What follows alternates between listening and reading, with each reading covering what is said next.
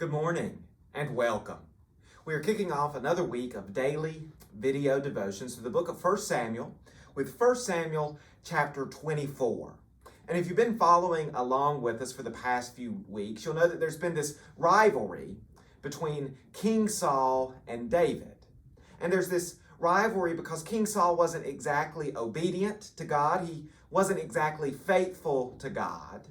So God rejected Saul as king and anointed David to be God's next king.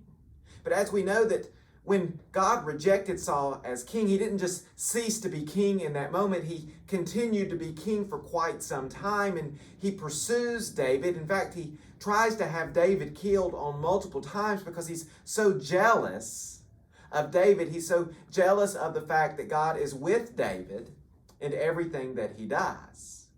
And here in chapter 24, something really interesting happens.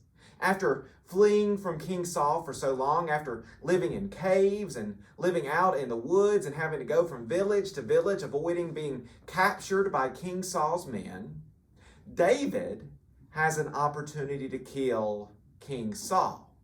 And if you've read along in our story, you'll know exactly what that opportunity was, but suffice it to say, David does not kill King Saul.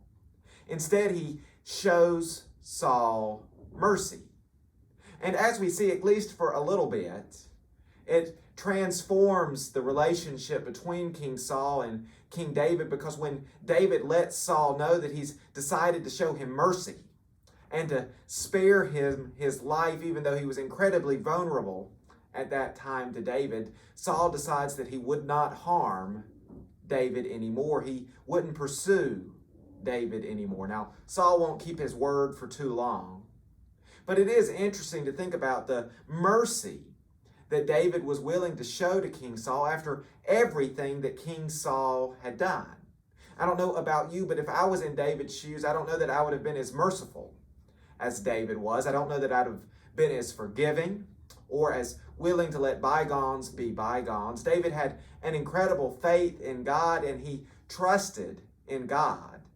And that is why he decided to show King Saul mercy.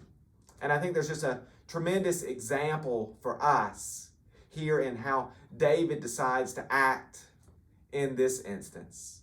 So often in life, people do us wrong. They hurt us. They do things that harm us, even, and it feels so easy and so natural to want to seek after revenge and to want to hurt them in return even. We think that'll make us feel better for some reason. And you don't have to live very long to know that seeking revenge and doing the same thing back to someone to hurt them if they've hurt you doesn't actually make you feel any better. It might for a moment, but then you have your conscience that makes you feel convicted over the thing that you've done.